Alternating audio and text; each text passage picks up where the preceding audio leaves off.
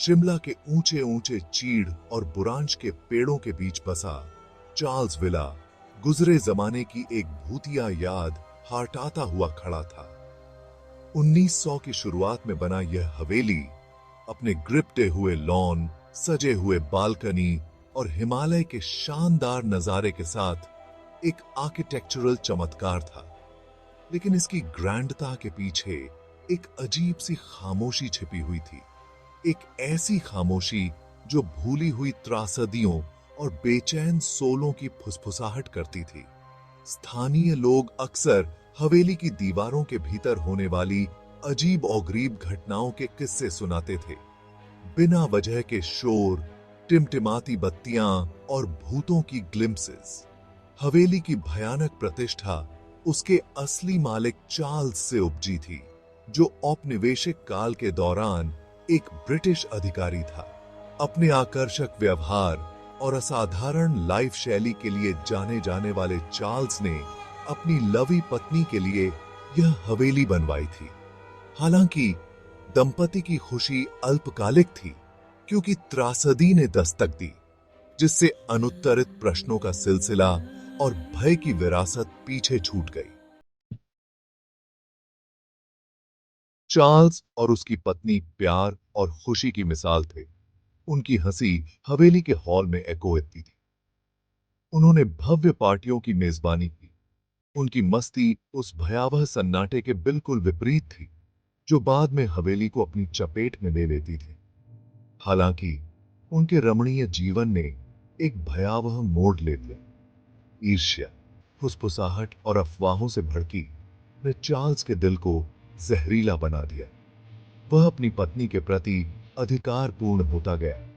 उसका प्यार एक अस्वस्थ जुनून में बदल गया। बहस छिड़ गई।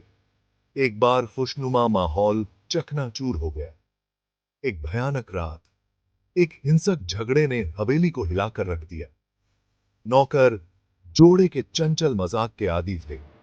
डर के मारे सिमट गए, क्योंकि लड़ाई बढ़ गई।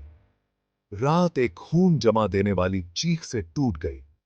उसके बाद एक भयानक सन्नाटा छा गया। चार्ल्स की पत्नी मृत पाई गई। उसकी डेड्यू की परिस्थितियां और रहस्य में डूबी हुई थीं। चार्ल्स अपराध बोध और निराशा से उबरकर एकांतवासी बन गया। उसकी एक बार की जीवंत आत्मा उसके दुख के बोझ तले दब गई।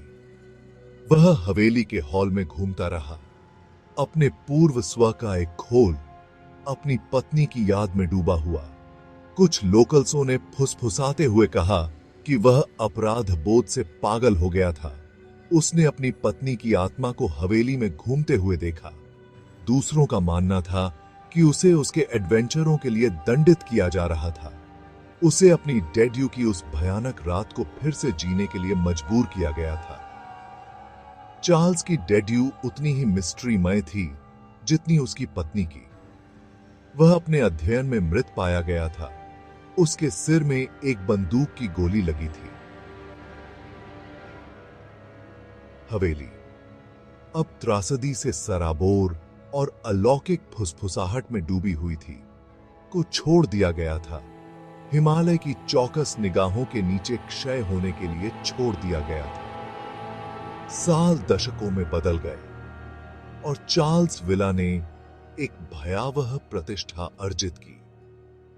स्थानीय लोकल्सों ने दावा किया कि उन्होंने चार्ल्स के पेनदायक रोने और उसकी पत्नी के विलाप की गूंज सुनी। उनकी पेनदायक आवाजें पहाड़ी ब्रीजों द्वारा ले जाई गईं।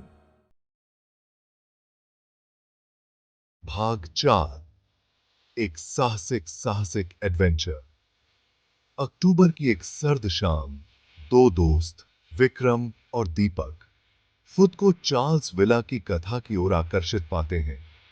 विक्रम एक स्केप्टिसिज्मी ने कहानियों को केवल लोकतालियों के रूप में खारिज कर दिया, जबकि दीपक अब सामान्य में एक दृढ़ विश्वासी हवेली की भूतिया आभा का प्रत्यक्ष एक्सपीरियंस करने के लिए उत्सुक था। फ्लैशलाइट, एक कैमरा और स्वस्थ संशयवाद से लैस होकर उन्होंने परित्यक्त हवेली में एक रात बिताने का फैसला किया। जैसे ही सूरज ढलने लगा, ऊंचे लॉन में लंबी परछाई पड़ने लगी। वे अलर्टता से हवेली में दाखिल हुए।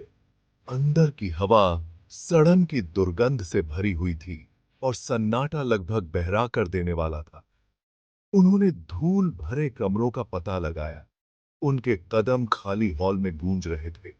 उनकी आवाजें दमनकारी सन्नाटे के विपरीत थीं। जैसे ही अंधेरा हवेली में छा गया, उन्होंने लिविंग रूम में डेरा डाल दिया।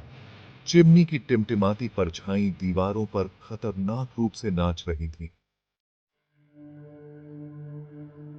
भाग 5। आतंक की रात। रात बेचैन करने वाली आवाजों से सराबोर थी।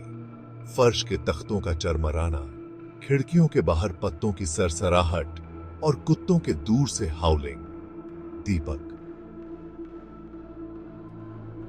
अपनी सभी इंद्रियों के साथ सतर्क ने कसम खाई कि उसने एक सफेद गाउन में एक महिला की एक झलक देखी।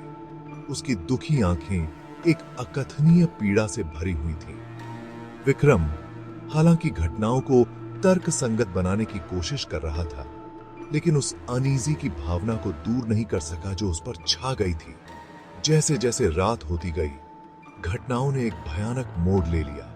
हवेली में एक ठंडी हवा चली, उनकी मोमबत्तियां बुझा दी और उन्हें अंधेरे में डुबो दिया। तापमान गिर गया, जिससे उनकी रीढ़ की हड्डी में कंपी आ गई। सन्नाटे को चीरती हुई एक खून जमा देने वाली चीख सुनाई दी। उसके बाद कांच के टूटने की आवाज आई। जैसे ही वे अपनी टॉर्च के लिए लड़खड़ाए, उनके दिल उनकी छाती में तेज हो रहे थे। उनके बीच दहशत फैल गई।